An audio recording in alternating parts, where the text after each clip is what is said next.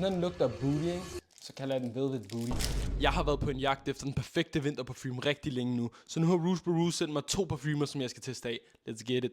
Okay, så vi har Velvet Beast, og så har vi Dream State. Prøv at se den flaske. Lad os lige prøve atomizeren.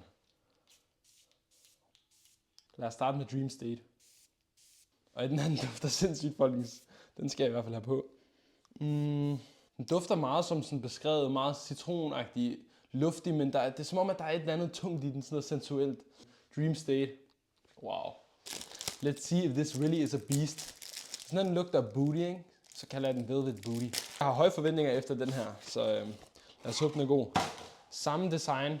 Det kan jeg lide, når et brand laver én ting, og de fortsætter med den ene ting, som virker, ikke? Wow.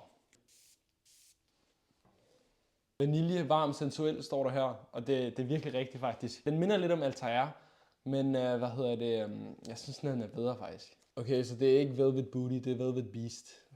Tusind tak til Rouge Borouge for at sende mig de her 2 parfumer, de var vanvittige, og vi ses i næste.